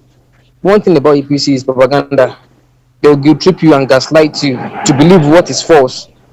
I don't need a FASWA or an economist to tell me what is not. The price of stuff in the market is enough to tell me Nigerians are more beggars now than ever in the history of this country. Before you take 2 steps, people will come to you, ask for financial help. People who once had good jobs. See businesses shutting down every now and then. So what other sign do you need to see? You were asking Sambata that was he being emotional or something else? Or being strategic. I asked him. There's nothing wrong being emotional. I can be emotional and still be rational. Okay. If you are not emotional with the way this country is going, then you are not involved. Why won't you be emotional? The take-home pay is nothing to write him about. Purchasing power is so weak. Look at the currency. Look at everything. And people shouldn't be emotional. I can be emotional and still be rational with it. So good evening. Good evening. Thank you for calling. All right. Okay. I'm about to read some messages now, so kindly bear with me. Joval, your call on the normal call. The call keeps dropping. I don't know why. Maybe your network is not strong enough. Hello. Good evening. Good evening, sir. Yeah, good evening to Mr. Lawaya Gundaya and Mr. Sonembata. Good evening, sir. This is Obina calling from Itegu. Mr. Obina, welcome. Yeah. Every time I do this, they complain about this fish. They tell you. That's why I've told you. Like, when I try you, Mr. Tony and then Mr. Lawaya, every day when they talk about this matter, they talk. I'll say this thing yesterday when I called. It's high time we wake up and practice what Nepal did in their country. Now. I don't on a very serious note. Okay, don't call Nepal matter here now. Okay. Don't call Nepal. No, this is my own opinion. I'm not going to explain opinion in the sun. You know the year war do. Don't call Nepal. Okay, why? You've been calling. Okay. I did not call Nepal. I did not call you. You are calling it now. Okay, continue. Hello. Okay, don't cut. Sorry, I don't want to cut you. Please, when you call, let me warn you. Don't call president criminal. Don't refer to Nepal. You said it again. But what I'm just warning them. Don't refer to Nepal. Again. Are we in a state of which government are you running this evening? Oh, calm down. Don't refer to anything. Let's just call things and we should keep recommendations. It's important. Thank you very much. Just say hello, hi, and goodbye. No, not hello, hi. No, that's there is what how you can pass across your message without. Hello, good evening. How are you? Good evening, sir. Good evening, sir. Welcome. How are you doing? Okay, my name is Andrew. Mr. Andrew, why are you laughing? It's Mr. Lawaya Kundai that said I should be fearing. Because you want to breastfeed us now. Yes, sir. I think you want to give us breast. That's why you are laughing. No, it's Mr. Lawaya. That is the only thing a mother can give to a child. And then if you want to withdraw it, you will put it back into a cloth. If he gets angry. That's exactly what you want to do. By the way, thank you. You two are trying. Mr. Tony, it's a big quarrel with the way I see you. If they talk, if somebody is reading what they said, now so you could do matter. I didn't hear you yesterday. You could just I couldn't get through. You are such a wonderful analyst. You tried yesterday. Very, very well. Very, very well. Thank you very much for that. If you don't come out like the last caller before this person, if you don't come out, all these our prayer, like that man said, say Nigeria is expired, you cut him off. All those prayer, blessed even talk, not being the problem, but not to come out and say, what are we going to do? We are tired of this thing. That guy said something important. He said, going to a Koto 1.5, the following day, 500, 700, that it's not that he didn't put it well, that we are also part of our problem. The market we are talking about, the traders have not been able to agree with us that these things has come down, whether it's harvest season or not. You know the reason. The hello. Now the proceed of this product they are selling, now in them they take organize their 7 children and 8 children when them born. Now in them will take organize the house rent that where they are living. All of them is on our head. So even if the president say yam should be 100 naira, they the traders, they're not going to agree. I'm telling you. Yeah, they're not agree. Now they subsidize. Where? They give them. So all the subsidies they are giving to them, it's not working because the traders never accepted that these things have come down and that we should equally benefit. Just like you said, the Ministry of Agriculture, they are just wasting money. Even if they dash them fertilizer, at the end of the day, nobody is deciding the price. They will just tell you, say, now I work am, now so I go sell am. The money they give them for fertilizer for the Ministry of Agriculture, we know they see them. We are not even seeing anything at all that anybody subsidizing anything for them. So the traders too, they need to check them because they are still causing confusion. All right. Thank you very much. Okay. Thank you. Hello, Joval. Good evening. How are you? Esther. Sir, good evening, Mr. Joval. Welcome. According to Mr. Darlington. Esther. Good evening. Good evening. Thank you for honoring me this night. I won't tell anybody how you about me. Okay. Let me greet the gentlemen in the studio. Good evening to Mr. Tony Mbata and Mr. Lawal Ekundayo. I should put Ekundayo first before Lawal, right? Anyhow you put it. Since none will bring money, so you can put it anywhere. But anyone that will bring money, you can follow the way to bring money. Okay. Let me continue from where Honorable Remy stopped. You see, people like that should be called honorable, not those who are calling themselves honorable or distinguished, that are not even any honored or distinguished in any way. Esther Remy said one cogent thing, and I want to continue from there. Take home can no longer take anybody home. Take home can't take anybody home. Now, I just want to believe that this government is not boxing our dear Esther to a corner, that she's sounding like she's afraid of them. If they see, the government needs to hear the truth. Like somebody said, Mr. Mbata is raising his voice. Mr. Mbata, please, I need to hear you clearly. Tell them what they need to hear, like I'm saying here. Thank you. I will keep saying If you look at all the news items that you have read out, Esther, you will see that these governments don't care about us. They don't call us humans. It is honest and the truth that if this election is conducted free and fair, there will be nowhere today. These are oppressors, as far as I'm concerned. And if they are doing well, Esther, where in this world, when you are not having staggered election like in America, or what they call it to checkmate performance of the present government, they do it to 2 years and after. You understand what I'm saying? Where else in this world can you be talking about election barely into 2 years of your rulership in a country? It shows that you have failed. No more governance. They're talking about coming back. Whoever will want to bring these people back is a wicked person. You say we should not be mentioning some names. Those names are in our hearts. Whether we mention them or not, we already know. Because they are frustrated Nigerians. Nobody is saying anything positive about this country except those who are benefiting from them. I think the government should begin to change, retrace their steps.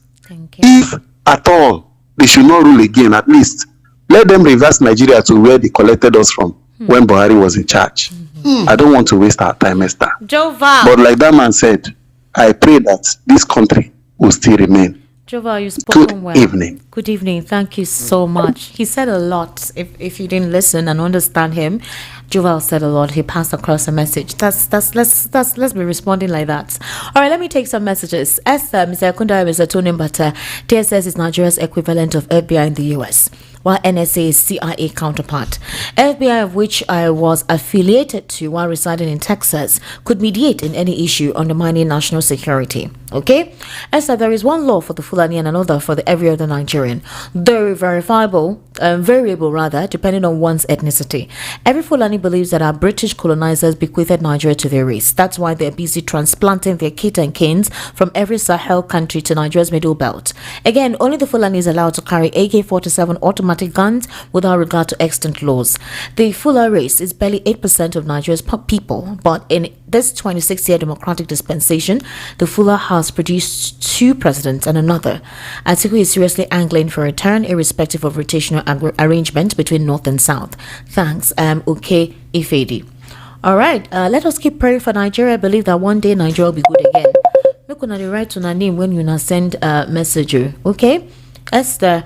Good evening, Esther. Sowore is a man of integrity. May God continue to bless him. I hear those so-called fake men of God to confront. I dare those so-called fake men of God to confront the president the way they did to GEJ. They can never.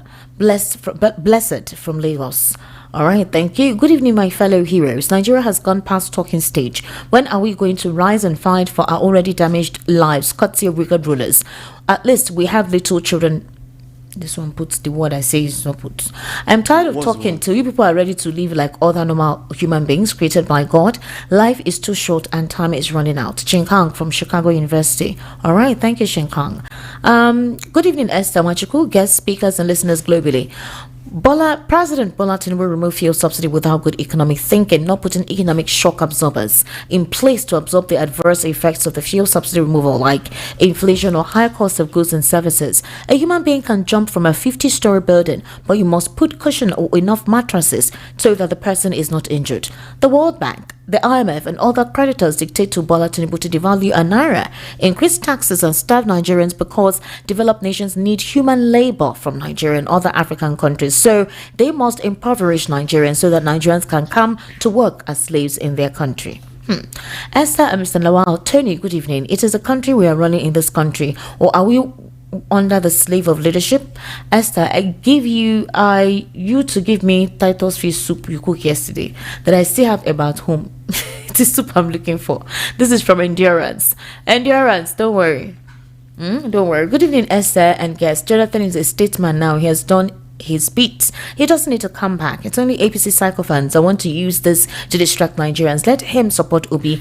Esther, with what Al-Rufai reviewed yesterday, that the electoral sheet shows that Obi won the 2023 elections. Tony Okocha said it in his interview twice in Rivers, said how they rigged it for Tinubu. So through this, the media could turn Obi from number 1 to number 3. Now Obi's mandate was stolen by this government. That is why they are attacking Obi left, right and center. And when Obi talks, the president and his musketeers are scared and jittery because the foundation that brought him into power is not credible. All that he does won't work. All he believes is to bribe the way, snatch it, grab it and run away with it. That is why we are in this nightmare. It's a shame the worst of us is ruling the best of us. Truly there was a country. This is Lekon from Lagos. Good evening, Esther. My name. Please, my own is that Mr. Peterobi should not step down for anybody. The hardship is too much. I rented a small one room that is not even up to standard last year for 5k, and this year it was increased to 10k. How am I supposed to pay even when my salary has not been increased? I just pray that God should help me. If not, I may end up giving up. So I know how I struggle to even rent that one room after how many years squatting with friends. Please don't give up, I beg. VOP, I'm so glad to be part of this program. My first time sending a message here. I always enjoy your program, Esther. I'm a fan. Be that my country, no be for the weak. Thank you. Yode from Lagos. Thank you very much. Thank you so much. Greetings to you all over there. Please, the people that arrested Gentle the Yahoo should give him a free ride to the whole villages in Imo and then gently drive him to their market square and also gently cut off his fingers and gently feed him up with it while his other body parts follows gently too. Thanks. Godson from Suiliri. All right, good evening, Esther and your guest. I'm happy to hear Auntie Blessing's voice in VOP. She have said it all. God bless her and bless VOP in Jesus' name. Amen. My name is 4040 from Ikoto. This person says, please take my calls. Please, your WhatsApp keeps dropping. Maybe your internet isn't strong enough. So call the normal call line. Good evening, VOP. Given the current state of Nigerian politics, I believe Goodluck Jonathan's decision not to contest the elections in 2027 is sacrosanct. I would like to advise Peterobi to clarify his political ambition soon to avoid uncertainty amongst his supporters. His seeming indecision with affiliations to multiple parties like ADC, Labour Party and PDP could be detrimental. Fortunately, the ruling party hasn't presented any major indictment against him. I urge Peterobi not to let external influences deter him from the 2027 race, if that's what he desires. His presence in the race significantly impacted the political landscape, and APC is already worried of his potential candidacy. Mr. Ogunbiyi from Idimu. Good evening, VOP. I'm Pastor Chukudi Obialo from Obadore Gondu. You cut me up because I told you the truth that God told me. Morgan, I've told you. Don't be talking like that. This one is not God. Oh. Good evening, VOP. All these abnormal happenings in Nigeria is indicating a point that Nigeria is due for restructuring. Let's do the needful, please. Uche from Okota. Good evening, Esther. Your voice is like a tonic to many of us. Keep it up. Nigeria is already blessed. Please tell your church to pray that God will judge our bad leaders who are causing economic havoc in this country. Thank you, Joe. I beg VOP, what didn't happen again? We're not hearing you here in the studio. Hope all is well. Oh. Okay, this was around 6 p.m. Yes, but we're back now. We're better now. My lady and guests in the house, I greet you all. You said Nigerians are docile. Now we can't even talk again. Even VOP has joined the docile Nigerians. I think we should stop discussing politics. God bless you all. You can call me. You can say anything you want to say. Because you will not carry placard on my head. You will not demand for my release. Good night, Esther, your guest. Esther, whether you like it or not, truth must be told. This country, I was here when Alhaji Lateef Jakwande ruled Lagos State, when we were having something schools and workers go to work on shift too. This kind of discrimination wasn't there then. The Yorubas were together with the Igbos and other ethnic groups. But why is it like this now? Village man from Idimu. I don't know. Good evening, Esther Wachko and the guest. Ima from Shasha Akonwajo. The injustices done to Indigo and that they are still doing will continue to hunt Nigeria till they do the right thing and apologize to Indigo. Sheyi Gumi and northern terrorists are being pampered. All what Mazen Nnamdi Kanu concerning insecurity has come to pass, but he is in DSS custody just because he came from the southeast. For him to be treated at hospital, they refused, but terrorists are out there to enjoy the VAT money from southern Nigeria. Southern NBA should by now down tools until the government does the right thing. I'm still waiting to hear from Father Mbaka, Pastor Bakare and Adiboye with their 12 million disciples. Good evening, my beloved Esther and your guests. Please, Esther, I'm appealing to you guys to mellow down all talks about Peterobi and the coalition matter so as not to keep providing. You two, you don't want us to talk about opposition. Okay, God bless you now. Good evening, Esther, and the honorable guests in the studio. This is Babeji from Ushidi. Queen Esther, please help me tell the suffering, crying, and dying Nigerians who stick to Peterobi as their number one choice come 2027. No distractions must be tolerated. Let's go and get our PVCs ready. No electoral systems, no elections come 2027. Good evening, Esther. I'm Abiodun from Isolo. Just listen to this. My people say they fear too much. We fear for things we no see. We fear for the air around us. We fear to fight for justice. We fear to fight for freedom until we are ready. Fella lives on. Good evening, Esther, Mr. Akunda, Mr. Tony. Esther, please hear me, I beg. Esther, this country. May God come to our rescue in Jesus' name. Amen. Amen. Okay. Good evening, Esther. VOP, I don't know why people don't have level always show up. See the way the guests are bragging over the local school, that unlike people like us that schooled abroad like Chicago University, we don't make noise. Andy from Sule. Andy, why are you in Sule since you schooled in Chicago University? Maybe Chicago University. This guy is a naughty man. He's a naughty man. Andy. He's talking figuratively. Oh my God, Andy. I love that. Andy, I'll beat you, Woto. I'll call Barrister Darlington on your behalf. Nigerians aren't yet ready to take over the country. When the time comes, nothing will stop it. Not even those in governance will ever stand in our way. I pray that time comes soon. Until then, we're watching as the planet is listening. Comrade Abraham. Andy, I'm reporting you to Barrister Darlington. Esther, good evening and your guests. Mahmoud declared Tinubu winner of 2023 presidential election, and in his speech, he said, I know many of you did not vote for me. My question to the president is, how did he win when many did not vote for him? Adako from Igondo. Okay. Good evening, Queen Esther and our guest analyst. Let it be known and remembered that the President and Wike from Grace Ajao. All right, Grace, well done. Engineer Maruf, thank you so much for greeting us. Please note that it's a prerogative and constitutional right and duty of the President from time immemorial to appoint the chairman of the Electoral Commission. It's so since inception of the electoral body. Same time of Obasanjo under PDP's rule and those before him, as well as all his successors. And irrespective of where and geographical location of the chairman of the commission, as long as he or she is a Nigerian, it's constructionally normal. As long as the Constitution of the country or National Assembly Act that gives the power to appoint the chairman of INEC remains what it is, if President Tinubu decides to appoint INEC chairman from Southwest or any part of the country, so be it. It is only those who are sentimental and hatefully biased against the president that will see anything wrong about that, even when he has not appointed any person for the post yet. All right, Engineer Marv, welcome. Good evening, my people. Esther, what is going on? I beg, let them leave our VOP alone. No, if it's not VOP, we can't know what is going on in this country. God bless VOP. Chinonso from Ejibo. Thank you, Chinonso. Good evening, ma'am and gentlemen in the studio. Please, what happened to our river basin of those days? How did you need you? All right. If Peterobi is not contesting, then let them tell us now. Let me know. Let me not bother myself getting my PVC. Please get your PVC. It's your right. They want food to be cheap in Nigeria, but they allow the Benue people, who are the food basket of the nation, to remain in IDP camp. You all saw the video where Fulani headsmen are burning ban of yams. Nothing done to them, and you expect yam to be cheap in Nigeria. Amobi from 7 and 8. All right, Mr. Lawal Ekondaya, what's your final take? We need to wrap up. Yes, my final take is that Nigerians should not give up. This country, not give up. Yes, this country belongs to all of us. We need to fight and make it a better place for all of us to live in. Thank you. Mr. Tony, what about you?